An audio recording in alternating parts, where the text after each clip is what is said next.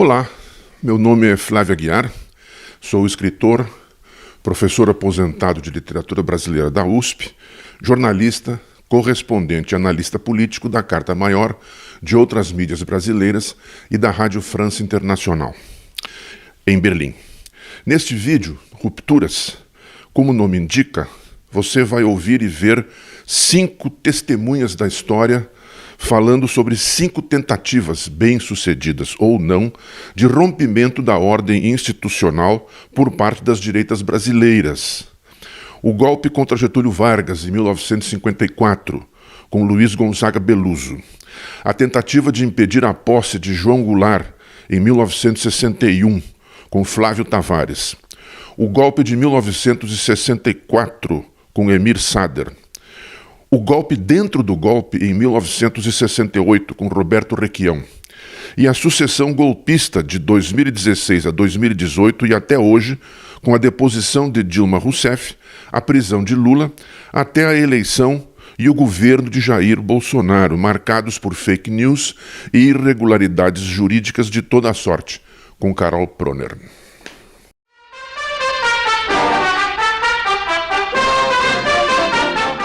O suicídio do Getúlio foi não só um dos marcos, mas a reprodução dos exemplos antecipação dos exemplos que se repetiriam nos períodos posteriores da vida brasileira, né?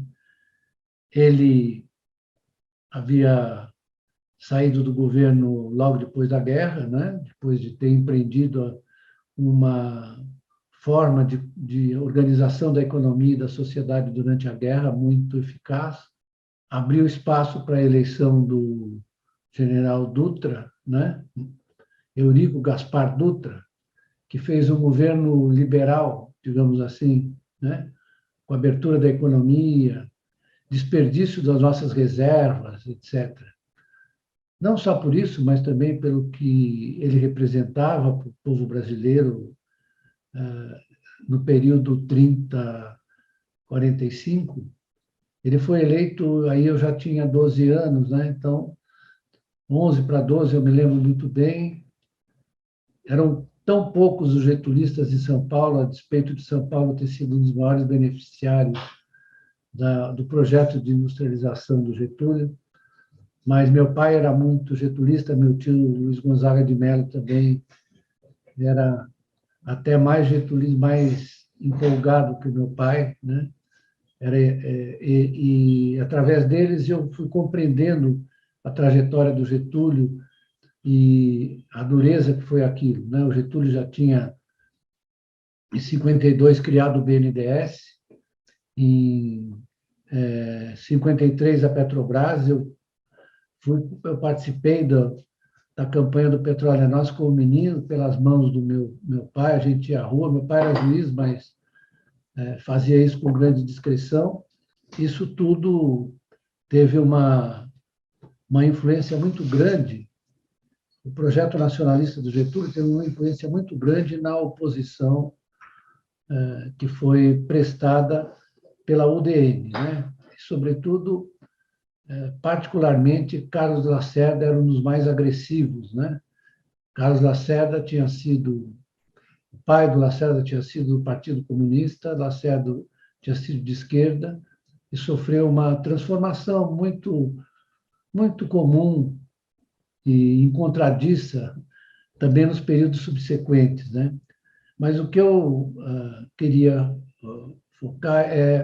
focalizar ou tentar explicar ou viver a experiência que eu vivi, né, do suicídio, porque a pressão sobre o Getúlio foi de tal ordem, né, logo no começo de 54, o Getúlio enviou para o Congresso Nacional a lei de lucros extraordinários, né, que machucou uma lei de lucros extraordinários que machucou muito o establishment brasileiro, né? Ficou muito a despeito do ministro da Fazenda dele, ser Horácio Laffer, que era um empresário paulista, bastante, digamos, conservador, mas isso já incomodou muito a tigrada do poder e do dinheiro, né? Assim como também o episódio do aumento do salário mínimo, que o Jango tinha aumentado o salário mínimo, houve uma controvérsia, um conflito, o Getúlio demitiu o Jango, que era o ministro do Trabalho, né? E ele mesmo acabou, no dia 1º de maio de 54, dando um aumento de 100% do salário mínimo. Bom, isso tudo foi mobilizando as classes conservadoras, como sempre. É uma repetição, às vezes, um pouco tediosa, apesar dos personagens usarem as máscaras diferentes, mas são sempre os mesmos vestidos diferentemente, né? E aí ocorreu, no dia 5 de agosto, ocorreu um episódio que foi fatal, que foi o atentado da Rua Toneleiro, que acabou sendo atribuído à guarda pessoal do Getúlio, cujo chefe era Gregório Fortunato, né? Mas a acusação foi examinada, o inquérito foi transformado no inquérito policial militar, né? E esse inquérito policial militar foi sendo executado no Galeão. Daí a formação da chamada República do Galeão, que era formado sobretudo por oficiais da aeronáutica, mas também contou depois com o manifesto dos militares, né? O manifesto dos generais, famoso manifesto dos generais. Em suma, nós temos uma repetição, eu vou repetir, com outros personagens, mas com o mesmo formato, que foi, na verdade, eles foram pedir o impeachment do Getúlio, foram exigindo a renúncia, o Getúlio disse que não renunciaria, né? Que, na verdade, se fossem tentar obrigá-los a renunciar, encontrariam o cadáver dele, né? Então, esse golpe, né, culmina com o suicídio, né? E todo mundo sabe que eu ouvia pelo rádio, era informado sempre da reação popular, né? A reação popular foi muito intensa e atacou 2 jornais, um que era o jornal do Lacerda, que era a Tribuna da Imprensa, e também atacaram o Globo. O curioso é que o Globo, do ponto de vista dos seus editoriais, ele era bem moderado, bem moderado. No entanto, a Rede Globo era muito agressiva com o Getúlio, extremamente agressiva. Tinha um jornalista chamado Raul Brunini, né, que atacava frequentemente o Getúlio, acusava o Getúlio de corrupção, etc. Era um mar de lama. Não sei se as pessoas, sempre esse componente corrupção entra no vocabulário e na agenda dos conservadores para demover os governos mais progressistas. Esse é um clássico brasileiro, né? Eu só queria mencionar o fato de que esse clima ele foi transportado para a eleição de 55, né? A eleição do Juscelino, que também era candidato do PTB, do PSD, das forças, digamos, em prol do desenvolvimento, da industrialização. E houve uma ameaça à posse do Juscelino, né? Então, isso não acabou com o suicídio do Getúlio. O Lacerda, junto com o Carlos Luz, se mobilizou.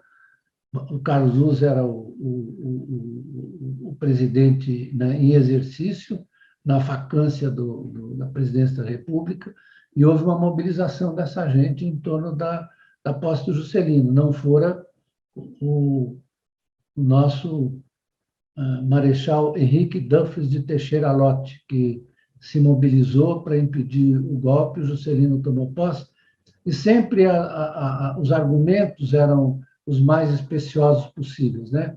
Como, por exemplo, no caso do Getúlio, que foi eleito com 48% dos votos, a oposição queria arguir a insuficiência de votos, porque não havia maioria absoluta, só que isso não estava inscrito na lei eleitoral.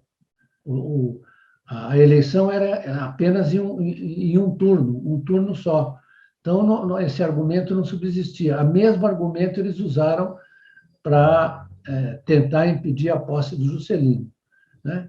E depois do governo Juscelino, daquele sucesso esplendoroso, daquele feito magnífico de, na verdade, levar adiante a industrialização brasileira, as forças conservadoras se uniram em torno do Jânio Quadros, né? E aí a sucessão de crises que nós assistimos sempre é isso, né? As forças conservadoras e reacionárias brasileiras tentando impedir o avanço da industrialização, do projeto de desenvolvimento, etc. É sempre a mesma configuração social, né? Em geral, com a ajuda de alguns segmentos das Forças Armadas, né? que são, na verdade, se sujeitam, são sátrapas da visão conservadora, né? Em geral, é gente de classe média mais baixa, que acaba se considerando superior, né? Quer ascender socialmente, isso é um perigo.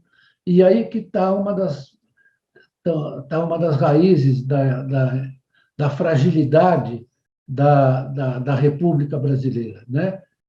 Que nós estamos assistindo hoje, por exemplo, de tentativa dos militares, eles não podem fazer manifestação política. Eles estão desrespeitando as leis fundamentais, as normas, os princípios fundamentais de qualquer república, né? Então, é isso que nós temos.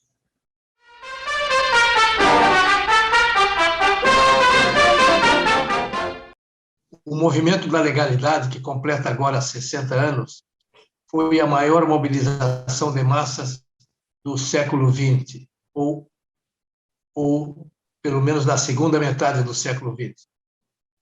Vivíamos em plena Guerra Fria, o enfrentamento das duas grandes potências, Estados Unidos e Rússia Soviética, e pela hegemonia do mundo.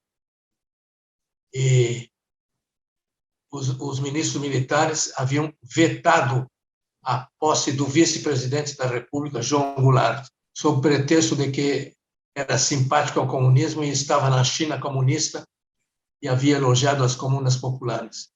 O golpe foi praticamente aceito por todos os governadores, menos um, Leonel Brizola, que era governador do Rio Grande do Sul, muito jovem ainda, que se mobilizou e iniciou, numa audácia inaudita, uma contestação que se transformou num movimento de massas.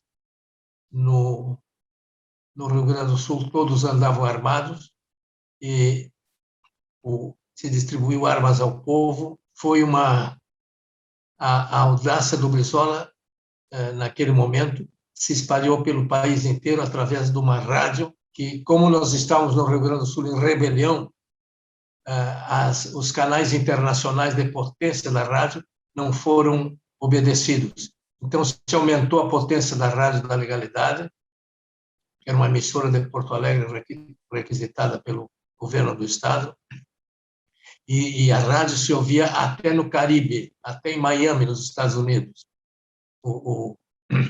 desrespeitando, porque estávamos em rebelião, as convenções internacionais. O Exército do Rio Grande do Sul, Paraná e Santa Catarina aderiu ao movimento em defesa da Constituição, desafiando até os próprios ministros militares. Mas tudo isso se deve à audácia do Brizola. Os jovens talvez recordem a campanha direta já pelas eleições para governador e presidente da República, já mais recentemente, no final do século XX. Mas, naquele momento, houve apenas mobilização em comícios, mobilização do povo, mas sem ameaça de bombardeio, como ocorreu no Rio Grande do Sul, quando Brasília mandou a ordem de bombardear o Palácio do Governo, onde estava instalado o quartel-general da Resistência. Os pilotos de uma base próxima a Porto Alegre, em Canoas, estavam decididos a bombardear, a obedecer a ordem recebida, que é na hierarquia militar não se discute ordens, não se pode discutir ordens, não se deve, nem se pode discutir ordens, mas, antes de decolarem, os sargentos furaram os pneus, esconderam as bombas da inflar e desarmar os aviões. Era impossível armá-los e voltar a encher os pneus. Mas, mesmo assim, os ministros militares insistiram e enviaram ao Rio Grande do Sul a frota do mar, uma frota de guerra, capitaneada pelo porta-aviões e com um cruzador, 2 destroyers, 2 corvetas, 2 navios, 2 fragatas e 2 navios de transporte de paraquedistas e fuzileiros navais, dispostos a entrar pela Lagoa dos Patos. Veja no mapa onde fica Porto Alegre. Entrar pela barra do Porto do Rio Grande, que não é como o de Santos, é um canal apertado junto ao mar, e o Brizola mandou enterrar barcaças para tapar o canal e impedir que a esquadra entrasse. Mas isso era perigosíssimo porque interromperia a navegação por dezenas de anos. Então, se simulou, houve um simulacro, uma simulação da interrupção do canal. As barcaças que iam supostamente ser afundadas saíram durante o dia, e centenas de barcaças, e voltavam à noite furtivamente, e a simulação foi tão perfeita que o capitão do porto, que era um oficial da Marinha, acusou o ato de ser uma ousadia absurda e renunciou ao posto de capitão do porto e se declarou preso. Foi essa ousadia do Brizola que tornou possível a mobilização, ainda com outro detalhe. O rádio penetrou nos lares e nos quartéis. As pessoas em Porto Alegre andavam armadas na rua, homens e mulheres. Alguns, muitos, até por exibicionismo, mas até esse exibicionismo mostrava a mobilização popular. O exibicionismo também tinha uma função. Houve os chamados comitês de resistência armados em todos os municípios do Rio Grande do Sul. Alguns chegaram a ser efetivos também em Santa Catarina e no Paraná, que era a área do Terceiro Exército, que assim se chamava o atual Comando Militar do Sul. A tal ponto que os militares se viram obrigados a negociar. Eles que haviam dado golpe, um golpe que, pela primeira vez no Brasil, havia uma resistência contra o próprio golpe. Foi essa mobilização popular que, no fundo, decidiu conter o golpe e que conteve o golpe em si. O golpe foi abortado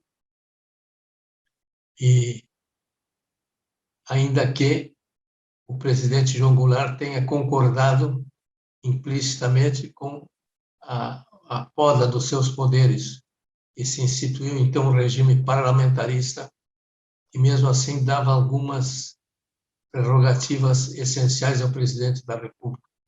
Não era uma espécie de Rainha Elizabeth da Inglaterra, que aparecia só em solenidades oficiais. Mas aí houve uma reação popular muito grande. As faixas junto ao Palácio do Governo que saudavam o presidente João Goulart foram queimadas pelo povo. E as tropas do Terceiro Exército, com sede no Rio Grande do Sul, subiram do Rio Grande do Sul até a divisa, até Ourinhos, a divisa entre o Paraná e São Paulo.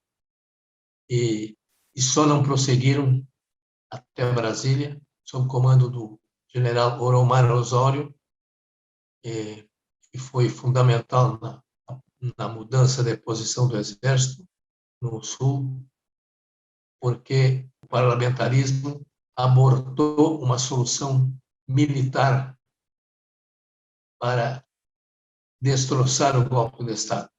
O golpe de Estado foi destroçado, eu uso esse termo porque nunca ocorreu coisa semelhante no Brasil, e repito porque é fundamental repetir nesse momento, a mobilização popular. Nós vivemos agora um momento muito, em alguns termos semelhantes, ainda que não tenhamos chegado à situação de 1961, que foi contida por essa mobilização popular, que foi fundamental e única, e se deu unicamente ou fundamentalmente pela mobilização propiciada pelo rádio, pela radiofonia. Naquela época recente tinham surgido os radinhos de pilha e a televisão ainda não tinha o prestígio que tem hoje, não havia o telefone celular e situações de comunicação semelhantes como hoje, e o rádio tinha um papel fundamental na vida das pessoas e das famílias em si. Penetrou até nos quartéis, mas sempre guiada pela voz incisiva do Leonel Brizola. Eu acho que esse é um resumo que pode definir para as novas gerações o que são esses 60 anos do movimento da legalidade. Assim se chamou, e que teve até um hino: brasileiros avantes de pé, unidos pela liberdade. Tudo feito às pressas e com plena exatidão e noção de triunfo. Oxalá eu tenha podido explicar, em síntese, o que foi o movimento da legalidade e por que é fundamental lembrá-lo hoje, quando as ameaças são difusas, mas vem também de cima, vem também da cúpula governamental, como em 1961.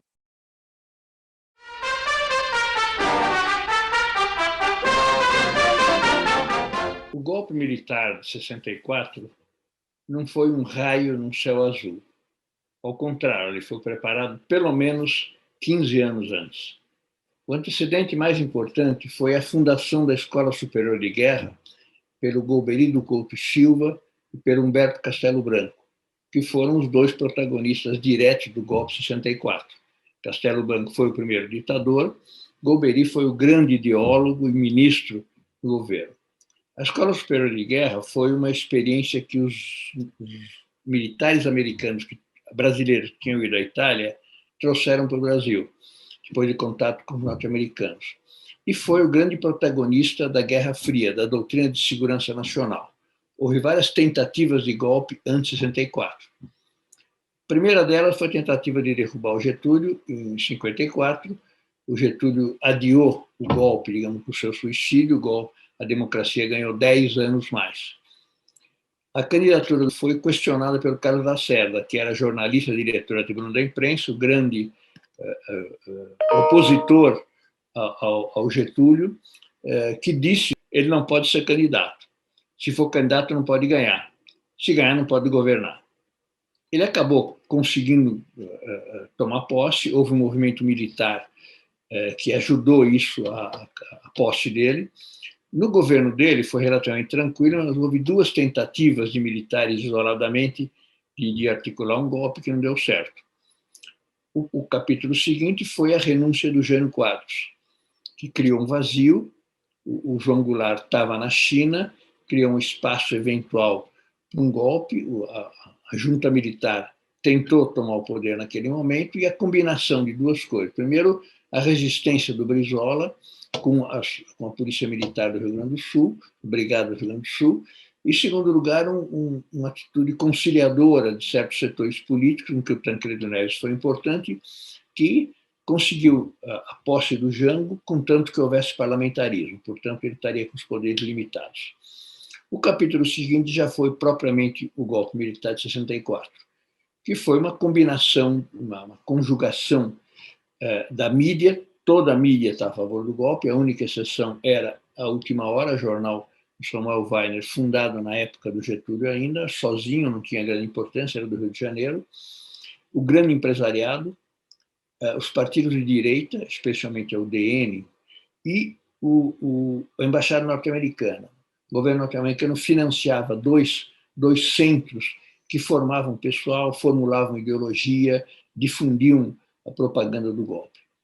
O golpe se deu em 31 de março, a gente chama 1º de abril, para coincidir com a ideia da mentira, quer dizer, uma mobilização militar de Minas Gerais, que impediu um pequeno esquema nacionalista que o Jango tinha de ter alguma capacidade de ação. Mesmo alguns que estavam vacilando acabaram aderindo e o golpe foi protagonizado institucionalmente pelas Forças Armadas. A tal ponto que aqueles políticos civis foram deslocados. O próprio Carlos Lacerda e outros acharam que os militares interviriam episodicamente, tirariam os comunistas do poder e convocariam eleições impedindo o Juscelino de ser candidato. A eleição de 65, se houvesse, seria Carlos Lacerda, Juscelino e Brizola. Os civis com Carlos Lacerda achavam que tinham a avenida pronta. Ao contrário, os militares tomaram posse e vieram para ficar. E implementaram a doutrina de segurança nacional, a militarização do Estado. A doutrina de segurança nacional é aquela ideia de que qualquer divergência, qualquer conflito, qualquer diferença seria sinal da subversão. Os editoriais de jornais tinham a ideia de haver um sujeito PT Castro comunista, quer dizer, o PTB no Brasil, que era o partido do Jango, Castro de Cuba e a União Soviética e a China, tudo mais. Então haveria que limpar, paradoxalmente, para defender a democracia, destruir a democracia, para limpá-la, para poder mais adiante ter uma democracia liberada dos fatores de subversão. Foi uma ditadura militar que se deu, ao contrário dos outros países, ainda na época de expansão, do ciclo expansivo do capitalismo que vinha do fim da Segunda Guerra Mundial. Por isso, a ditadura no Brasil teve uma possibilidade de expansão econômica. Claro que o chamado milagre econômico, o santo do milagre foi o controle dos salários, foi o bloqueio dos salários. Então, por isso é que foi possível, imagine a felicidade dos empresários de não ter campanha salarial, intervenção em todos os sindicatos, militarização dos sindicatos, militarização das universidades, pressão que atingia diretamente partidos políticos de esquerda. Houve uma coisa simbólica, o Gregório Bezerra, líder negro, comunista, nordestino, foi preso e arrastado pelas ruas do Recife com uma corda amarrada num jipe para mostrar até onde a ditadura estava disposta a chegar. A repressão afetou diretamente os partidos de esquerda, parlamentares, uma depuração do parlamento, o judiciário, que tinha apoiado o golpe, também foi vítima disso. A Igreja Católica participou diretamente do golpe, havia grandes marchas, que a Igreja tinha um papel importante de Deus pela família, pela liberdade, especialmente Belo Horizonte, São Paulo, Minas, demonstrando que o golpe teria um grande apoio, que haveria um isolamento do João Goulart. Criaram esse clima. Pesquisas posteriores, feitas pelo Ibope, mas reveladas muito depois, mostravam que o Jango tinha um grande apoio majoritário em termos populares, pelas políticas que ele levava adiante, políticas salariais, mas também pelas duas grandes reivindicações que encarnava o governo dele. A reforma agrária, que era uma reforma agrária limitada, era só reforma agrária em 50 quilômetros em torno das grandes rodovias federais, e limitação da exportação de lucros pelas grandes empresas multinacionais, que eram reformas limitadas, mas que encarnavam o nacionalismo daquela época e que foi caracterizado como sendo um programa subversivo, comunista, ligado a Cuba, etc. Aí se instalou a ditadura militar, foi uma ditadura que destruiu tudo que havia de democracia, em termos de meios de expressão, liberdade de discussão, escolas públicas, universidades, debates, tudo isso. Aí passou a haver uma militarização do Estado. Os militares ocuparam toda a primeira plana dos ministérios, com duas exceções. Criaram uma iniciativa que depois se reproduziu ao longo do tempo. Pegaram um economista, nesse caso Delfim Neto, da Faculdade de Economia da USP, e Gami Silva, um jurista da Faculdade de Direito da USP. Então, eles precisavam um economista, porque eles não entendiam nada, e um jurista que redigisse os atos institucionais para dar uma certa cobertura jurídica, digamos, para justificar o que eles estavam fazendo. Essa foi a combinação que implantou o golpe militar, que vinha teoricamente por pouco tempo, acabou ficando por 21 anos. Como esse golpe se deu enquanto o capitalismo ainda crescia em escala internacional, o ciclo longo expansivo que começou na Segunda Guerra foi até os anos 70, houve crescimento econômico no Brasil. Mas o crescimento se deu, em grande medida, pelo arrocho salarial. Esse foi o santo do milagre econômico. Quer dizer, não havia campanha salarial, os sindicatos todos sob intervenção, subsídios para o capital privado, abertura para a chegada de investimentos externos. Então, essa foi a situação de bonança relativa que fez com que a ditadura, ao contrário das outras ditaduras, o golpe de 66 na Argentina fracassou, os golpes posteriores que deram certo na Argentina, no Chile e no Uruguai se deram já nos anos 70, já na época de recessão, então lá ditadura foi sinônimo também de recessão. No Brasil, durante um período relativo, houve crescimento econômico que concentrou renda, expandiu as forças produtivas, digamos, mas sem distribuição de renda. Então, foi uma época de bonança econômica relativa, até que esse ciclo se esgotou e depois levou já à crise da ditadura militar.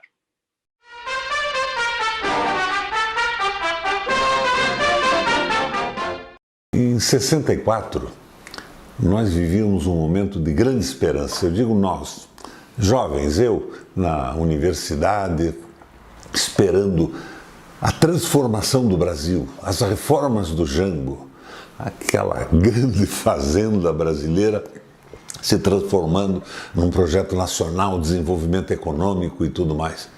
De repente, não mais que de repente, a ditadura, o ato institucional número 1. E tudo acaba. Os órgãos de repressão surgem. Oportunistas tentam se valer do movimento militar para sua própria promoção, inventando delações. É uma coisa realmente incrível. Bem depois disso, eu me elegi governador do Paraná.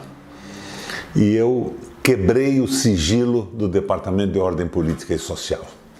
Peguei todas aquelas denúncias e mandei para o arquivo público.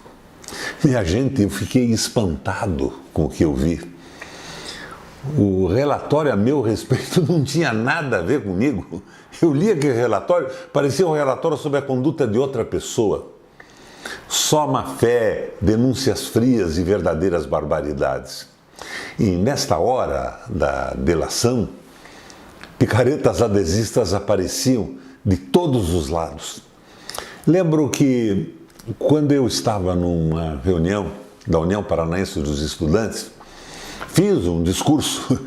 Na época eu citava Ortega y Gasset, dizendo, também Cristo foi herege, mas os seus detatores e perseguidores foram esquecidos pelo mundo e ninguém esquece do Cristo, da sua doutrina, da sua solidariedade e sua identidade com as pessoas no mundo. Passava por ali um filho da zeladora do antigo prédio da União Paranaense dos Estudantes, com um revolvinho de espoleta. Meio na brincadeira, eu peguei o revolvinho dele e pus na cinta. Eu fui ler nas minhas denúncias que um companheiro universitário, conhecido nosso, próximo, havia, numa denúncia feita aos órgãos de repressão, dito que eu estava armado para iniciar uma revolução. Esse tipo de canalice se multiplicava. O meu avô, Wallace de Melo e Silva, era coronel da Guarda Nacional, sergipano que veio para o Sul. De repente, eu descubro um dossiê do velho coronel Wallace, chamado pelas forças de repressão de perigoso líder comunista. Um despropósito total e absoluto.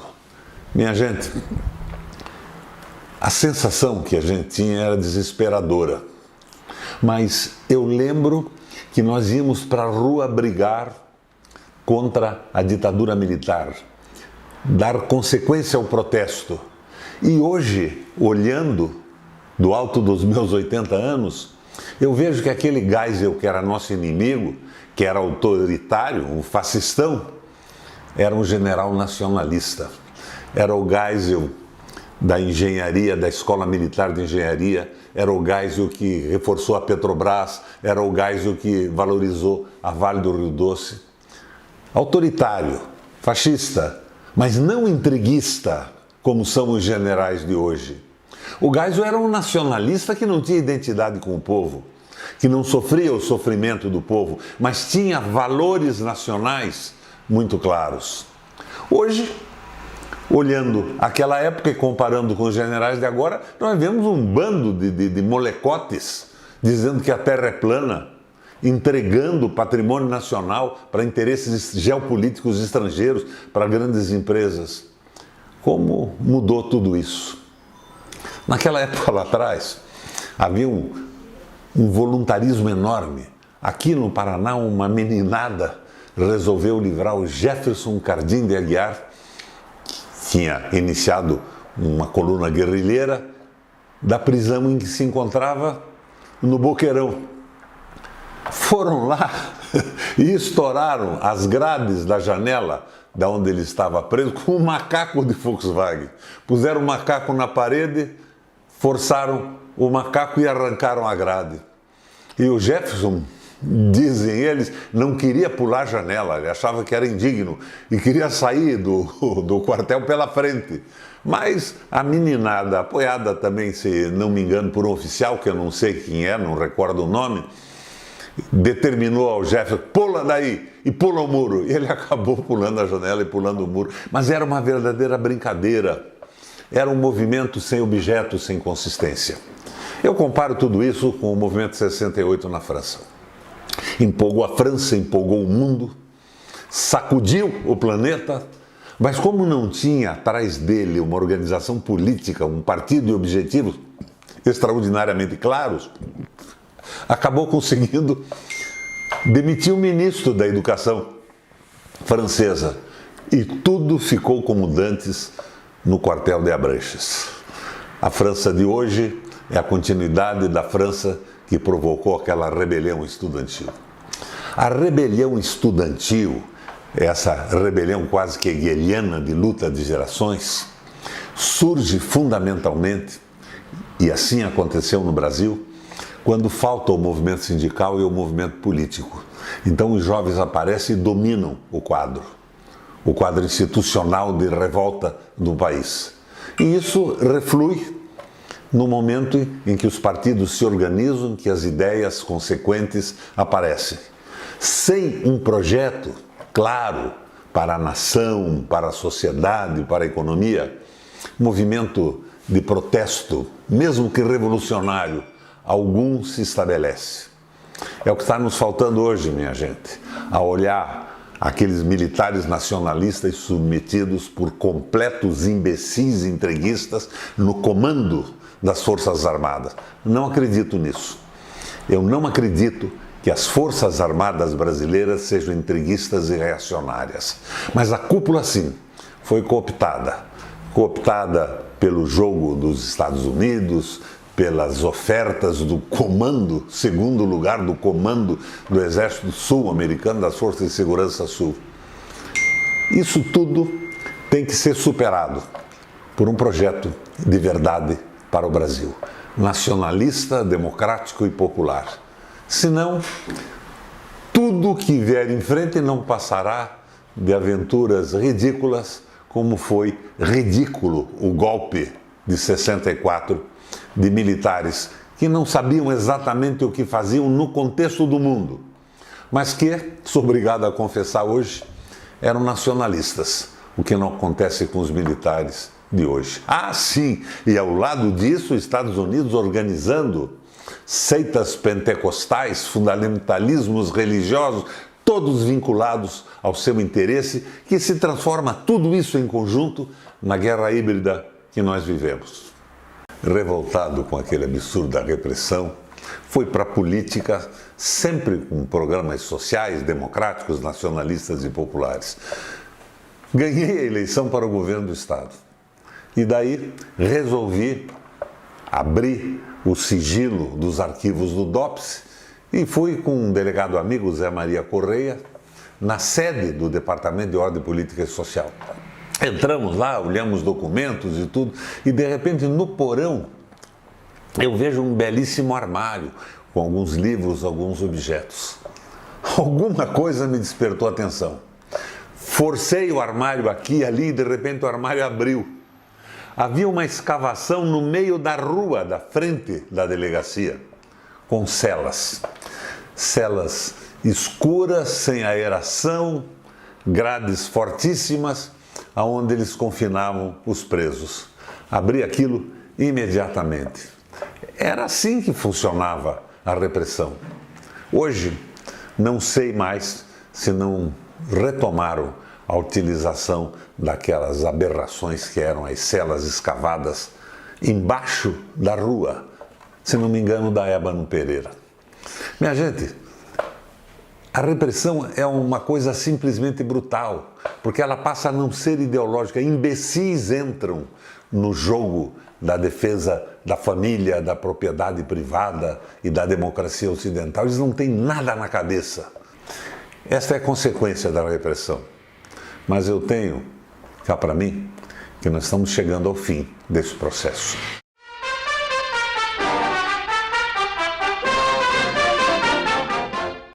Então, completamos 5 anos do golpe de 2016 e eu me lembro claramente de uma curiosidade assim que pouca gente menciona, pelo menos na área jurídica, né? Uma espécie de censura que foi feita pelo próprio Supremo Tribunal Federal ao uso da expressão golpe. Uma ação que foi interposta pelo PSDB, pelo DEM, pelo PP, pelo PPS ao Supremo. A ministra Rosa Weber deu o prazo de 10 dias para a ex-presidenta Dilma explicar por que ela estava usando a expressão golpe de 2016. Era junho de 2016.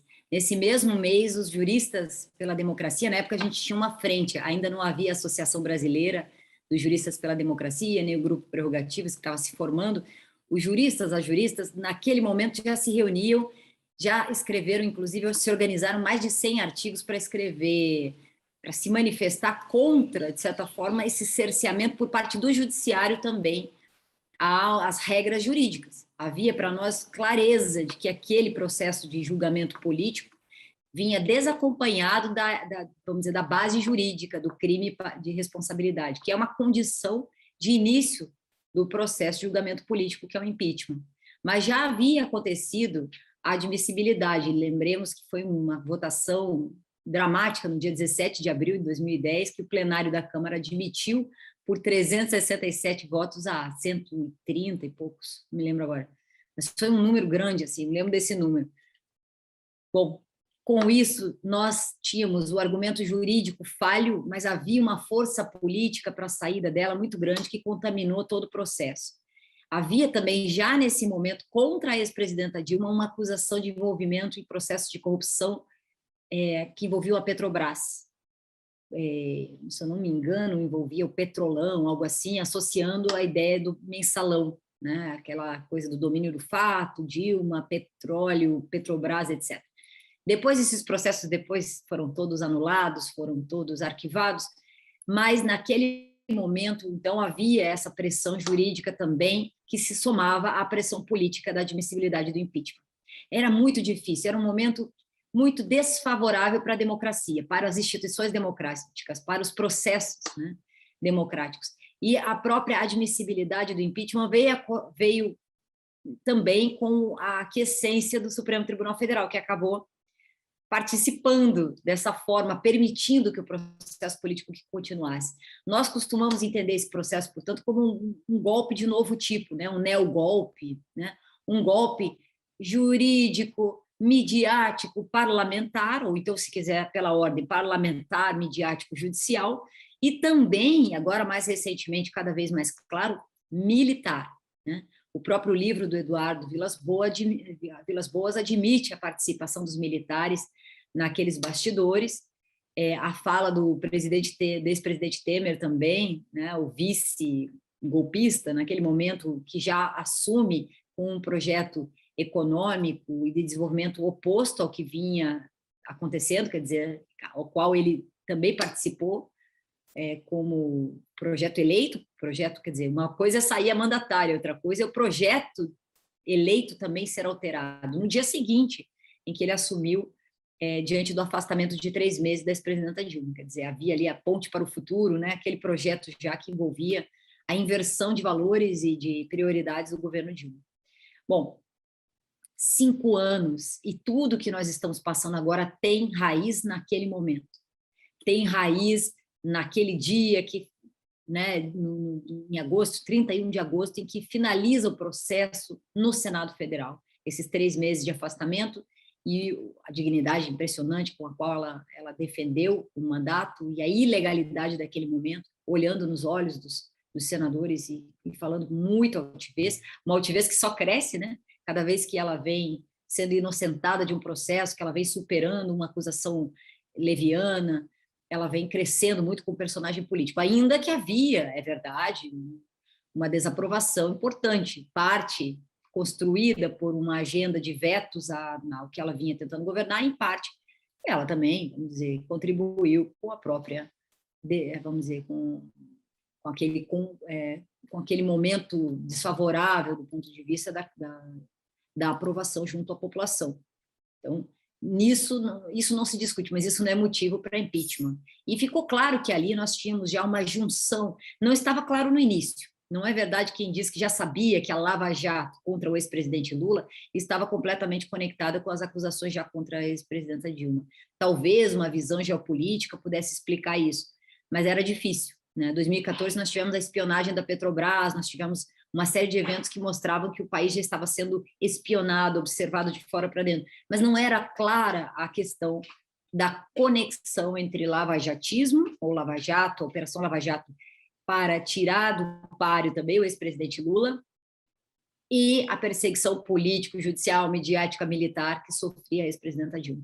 Então, hoje, 5 anos depois, isso é muito claro, é até certo ponto impressionante que a Lava Jato foi desmascarada, isso tem a ver com tudo aquilo que saiu, principalmente a Operação Spoofing, viabilizada pela Vaza Jato, mas não há dúvida que a raiz de tudo começa, portanto, ali, naquela traição do Pacto Democrático no golpe de 2016, com a viabilização pelas instituições do impeachment, sem crime de responsabilidade, portanto, o impeachment ilegal do ponto de vista institucional, né, como um juízo político sem o respaldo, sem a raiz necessária para acontecer, porque isso tornaria qualquer processo de impeachment muito vulnerável. Hoje nós temos um mandatário, um ocupante da presidência da República que cometeu centenas de ilícitos, de crimes de responsabilidade, e nem por isso ele é investigado, e naquele momento é o oposto, nós tínhamos uma presidenta que não tinha cometido crimes e que foi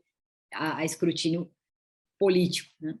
A calamidade econômica e social no Brasil atualmente é sem precedentes, um governo, uma agressividade neoliberal imensa nesse pacto com a extrema-direita, quer dizer, um neoliberalismo com índole neofascista, e, por outro lado, ultraconservador nos costumes. Quer dizer, o pior dos mundos nós estamos vivendo do ponto de vista das agendas, de retrocesso, né? Nunca, sequer nós tivemos perto essa ideia, né? Esse mito de que nós vivíamos um governo que trazia, que era corrupto e que trazia problemas econômicos. Na verdade, nós nunca nem chegamos perto da situação econômica que nós estamos vivendo atualmente, né? Então, o desemprego bate todos os recordes, nós temos aí a questão da alimentação por toda parte, de fome, né? O custo da alimentação, a inflação e o custo da alimentação, só nesse ano 15% chegou, né, o crescimento. Crise hídrica, crise na saúde pública, falta de gestão, investimento em todas as áreas, um descaso completo com as políticas públicas em geral, educação principalmente, que era o mote principal, a estrutura de serviços públicos, como a Petrobras e todo o investimento que tinha associados à questão da saúde e da educação, tudo isso destruído. É um projeto nacional inteiro comprometido por conta desta origem golpista de 2016, né? Então, eu acho assim, Bolsonaro é o fruto mais dramático dessa crise, viabilizada também no meu caso, que eu trabalho isso com mais mais concentradamente, que é a questão jurídica do sistema de justiça, com uma colaboração protagonista do sistema de justiça, de um judiciário que colaborou, construiu, viabilizou a chegada de Jair Bolsonaro ao poder, no momento em que prendeu, literalmente prendeu, né, o ex-presidente Lula num processo fraudulento, agora anulado pelo Supremo Tribunal Federal, criou o ponto, né, criou a impossibilidade de concorrer, se tivesse concorrido teria ganhado as eleições, quer dizer, viabilizou a chegada da extrema-direita no poder. E esta extrema-direita, que agora até certo ponto é combatida pelos setores da burguesia, pelos setores da mídia, que antes apoiaram o Bolsonaro, mas até certo ponto, porque o pacto neoliberal continua sendo mais forte. Só nesse mês, que completa 5 anos do golpe, nós temos aí reformas pendentes, reforma administrativa, reforma político-eleitoral, uma tentativa de flertar com um novo sistema golpista, que é o semipresidencialismo, quer dizer, saídas que também flertam com a ruptura democrática. Então, a grande questão que fica: o que farão as elites, né, em 2022? Outra vez pactarão com o descaminho institucional, outras vezes, né, seja pelo semipresidencialismo, seja pelas fake news, seja pelos ataques judiciais ao PT, a Lula, ao próximo candidato, vão votar em Bolsonaro de novo, vão pactar com ele, né, vão, de certa forma, preferir Bolsonaro a um candidato que tenha agenda, que tenha projeto, né? Já que nós estamos vendo que a terceira via não está se viabilizando. Então, a pergunta é: mídia, elites, né, militares, forças estrangeiras, né, aceitarão, permitirão que a democracia volte aos rumos do Brasil?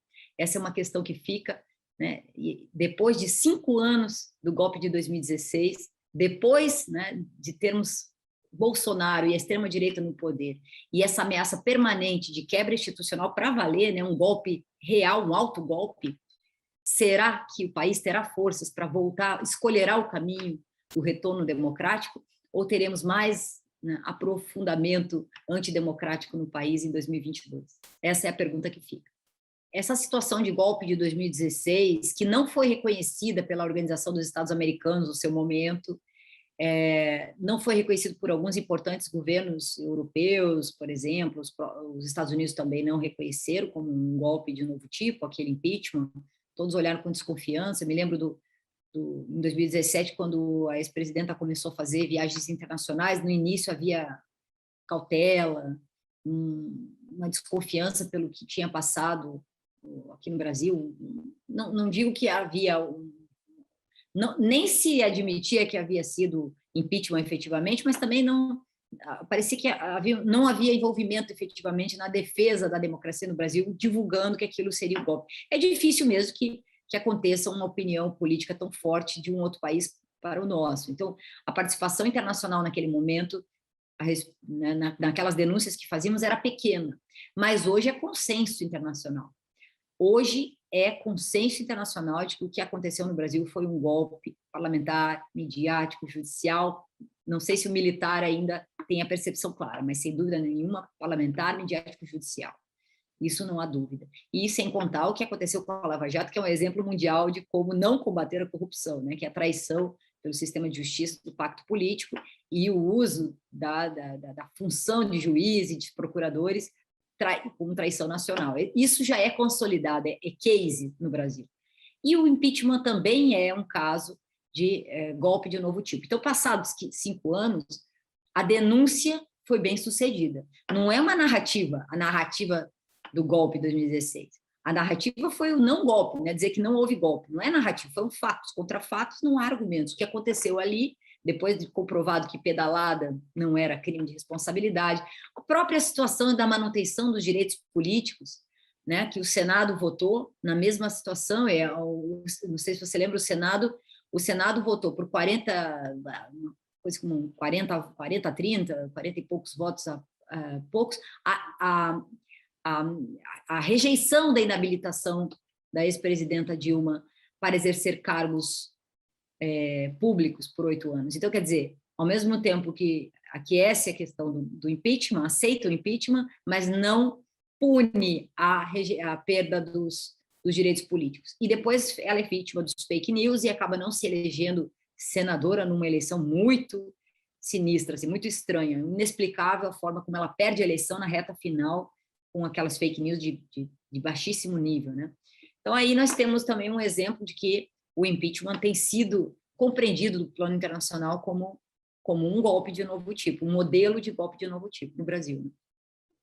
Com 4 mandatos com um corte desenvolvimentista, muitas coisas pendentes, a democracia e essas crises todas demonstraram que, em muitos aspectos, nós estávamos longe de uma inclusão nos setores, principalmente na questão racial, né? Uma coisa que o ex-presidente Lula tem prestado muita atenção agora. Eu acho que a crise toda trouxe também a dimensão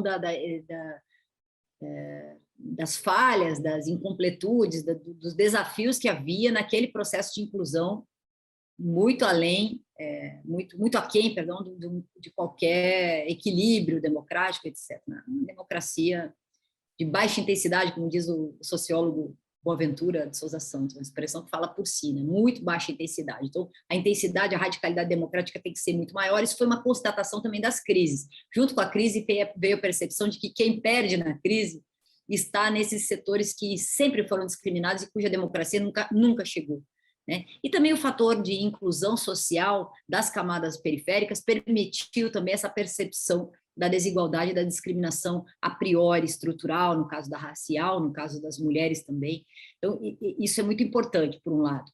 Então, 4 mandatos em que havia políticas públicas de distribuição de riqueza e renda, de inclusão social, de políticas públicas planificadas, etc., essa interrupção permitiu, e nesse ponto foram muito efetivas, né, a troca do paradigma mesmo, né? Então, empresas públicas acusadas de corrupção numa operação que envolve extraterritorialidade, que envolve jurisdição estrangeira, né? Os acordos de leniência da Petrobras, todos nos Estados Unidos, né? Da Odebrecht também, todos feitos através de uma artimanha extraterritorial que é muito perigosa e que o Brasil ainda sofre as consequências disso, porque a Lava Jato até certo ponto acabou, mas a estrutura, a arquitetura do Ministério Público com muita autonomia para fazer esses acordos, a revelia das decisões políticas do Poder Executivo, por um lado. E um Poder Executivo como a gente tem hoje, é difícil fazer qualquer tipo de mudança, né? Então, de certa forma, a arquitetura, o lawfare, nesse sentido, teve um efeito brutal e ajudou a vulnerar, né, a tornar tudo muito vulnerável do ponto de vista estatal, né? A ideia fortíssima de que os setores estatais eram deficitários e corruptos tomou conta do Brasil nesses últimos anos. Então, ficou mais fácil destruir a imagem das empresas e a própria empresa em si, a venda das subsidiárias, a venda em pedaços, né, do que eram as empresas estatais. A Eletrobras está no caminho, Correios, que não é uma empresa, agora vem nessa mesma esteira, né? Então, a agenda neoliberal foi muito bem manejada com a ajuda, né, de um poder executivo de extremo conservador nos costumes, exótico no método, e que chama muita atenção o Bolsonaro pelas suas atitudes pessoais escandalizantes, né, pelos crimes que comete, pela postura individual, pelo fato de verborrágico, aquelas manias que tem. Então, isso tudo ocupa o noticiário, ocupa a mídia, enquanto isso eles vão passando a boiada, vão passando as agendas neoliberais mais importantes. O Guedes vai nadando de braçada na liberalização desenfreada e contrária a qualquer agenda hoje de orientação desenvolvimentista dos órgãos internacionais, organismos internacionais como o Fundo Monetário Internacional, o Banco Mundial. Eles próprios dizem, se continuar nesse caminho, o capitalismo tem limites também, ele contém as ferramentas para a sua própria destruição, os germes da sua própria destruição. Então, tem isso também. Hoje já os organismos financeiros internacionais recomendam uma quantidade de agendas. O Biden tem pensado nisso, tem feito isso, tem proposto isso nos Estados Unidos. Maior participação do Estado na economia para segurar certos processos que o próprio capitalismo não vai dar conta. No Brasil, é uma coisa inacreditável a agenda neoliberal que temos aqui, impacto cego e muito tolerante com agendas fascistas, neofascistas, etc. Tem certas horas que eu penso que as consequências podiam ser até piores, né?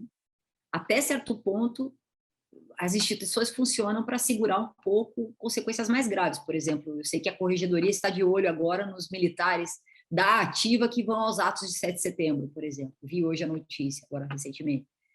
As instituições estão funcionando até certo ponto para segurar uma radicalização maior. Mas é um pacto perverso, porque, por um lado, nós temos essa ameaça permanente, essa ansiedade permanente de ruptura democrática, com armas, com uma sociedade cada vez mais armada, cada vez mais odiosa, cada vez mais violenta, as pessoas se odiando, né, por razões políticas, por razões de costume, e muita intolerância, muita intolerância no tecido social. Por outro lado, crise econômica, desemprego. Então, você passa a olhar o teu vizinho como um concorrente, é próprio do capitalismo atual, de autoconcentração de riqueza, sem cessão de direitos, sem cessão de bens, sem democracia. Né? Um capitalismo pós-democrático, né? Que não faz acordo com a democracia. Isso já é um fenômeno mundial. Não é à toa que a extrema-direita cresce no mundo como fórmulas políticas. A austeridade econômica traz isso, né? Concentração de riqueza, etc. Mas, por outro lado, sem dúvida nenhuma, aqui no Brasil nós estamos tendo esse componente fascista de baixo nível, né? É um fascismo popular, muito rasteiro, muito traidor, muito inconsequente, muito grave nesse sentido, porque a sociedade já discrimina muito pelo próprio funcionamento capitalista. E quando você vem com um componente de violência física, violência potencial, real, uma situação de impunidade muito grande, seja impunidade policial, que já havia na prática, mas agora veio também com o formato legislativo, com o formato normativo, e, por outro lado, uma impunidade da autoridade máxima, quando não usa máscara, quando dá o exemplo do desrespeito às regras do jogo, à democracia. Né? Se o presidente pode fazer, por que eu não posso? Né? Se os ministros de Estado fazem, se os filhos do presidente fazem, por que eu não vou fazer a mesma coisa? Né? É mais grave do que o guarda da esquina, que um general mandando. É toda uma sociedade pautada pelo desafio à democracia, às instituições, aos ministros do Supremo Tribunal, que muitas vezes a gente pode até não concordar quando um ministro do Supremo vota pela reforma trabalhista, pela reforma tributária, etc. Mas, por outro lado, ele é o ministro do Estado, é um ministro, é uma instituição. Né? Teríamos que abolir de vez as instituições e ir para um outro modelo de Estado. Mas, por enquanto, o Supremo Tribunal Federal é uma instituição independentemente dos seus 11 integrantes. É uma instituição do Estado. Então, nós democratas, quem defende a democracia, parte para a defesa institucional, que até certo ponto aguenta, mas a gente sempre fica na dúvida de quando é que as Forças Armadas farão alguma coisa para cá ou para lá, etc. É muito triste a nossa situação de ter que se perguntar muitas vezes o que é que os militares farão.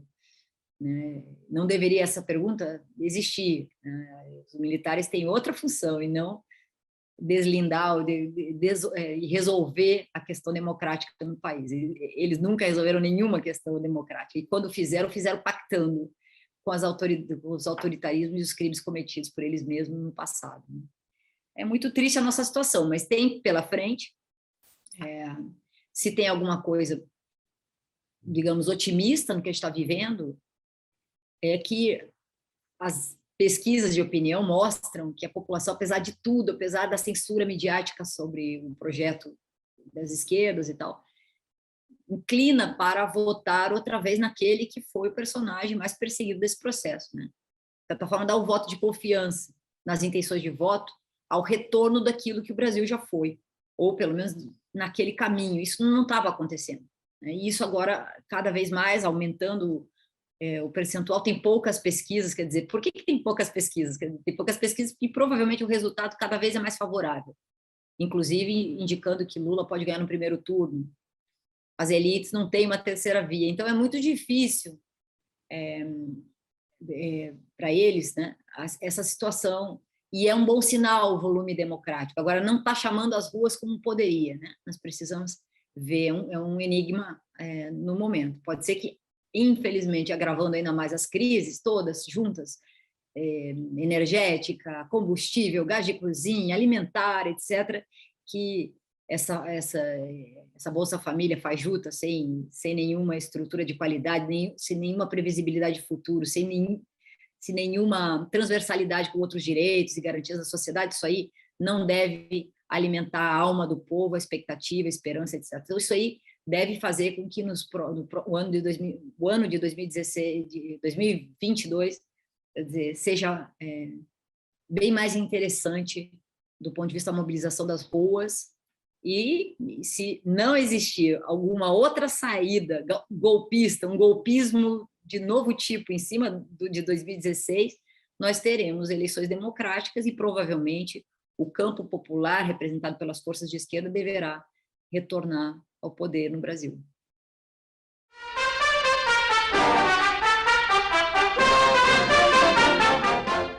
Como ressaltam os depoimentos, estes golpes e ensaios de golpe da direita no Brasil têm várias características comuns.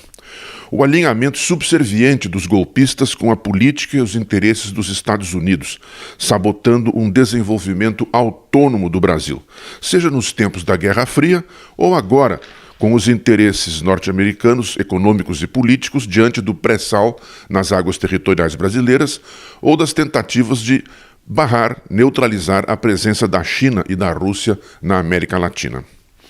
O papel ativo na preparação, no desfecho e na sustentação dos golpes por parte de quase toda a mídia tradicional, corporativa e empresarial do país, que, não raro, praticaram formas de autocensura antes mesmo de serem também censuradas pelos regimes arbitrários que ajudaram a instalar. A repressão brutal contra movimentos de trabalhadores na cidade e no campo, contra o movimento estudantil e outros campos de resistência, acompanhada pela censura à informação, de arroxo salarial e de restrição aos direitos trabalhistas. Embora a participação de civis na organização dos golpes e na sustentação dos regimes subsequentes tenha sido sempre muito importante, quando o golpismo tem sucesso, segue-se uma crescente militarização do Estado brasileiro, com consequências nefastas em todas as esferas da vida pública. Os golpistas buscam toda forma de subterfúgios legais e jurídicos para construir, justificar e sustentar suas ações, sempre ao arrepio da lei, mas procurando apresentá-las como compatíveis com o ordenamento jurídico da nação. Não menos importante é a seleção de palavras-chave e de bandeiras que ocultem a verdadeira natureza das ações golpistas e construam uma fachada de respeitabilidade perante a história do país. Foi e é assim com as bandeiras de uma suposta luta contra a corrupção, como no caso do Mar de Lama, assim chamado contra Getúlio, em 1954, ou no caso mais recente da Operação Lava Jato contra Lula e os governos da esquerda no país, com o levantar recorrente do espantalho do comunismo para justificar a repressão, ou também como na tentativa de esconder o caráter golpista de 64 sob o nome de revolução.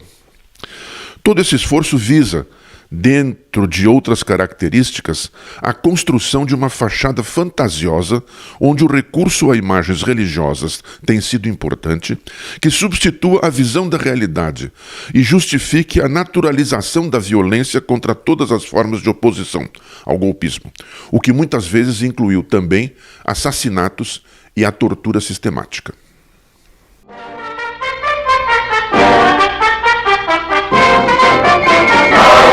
Brasil!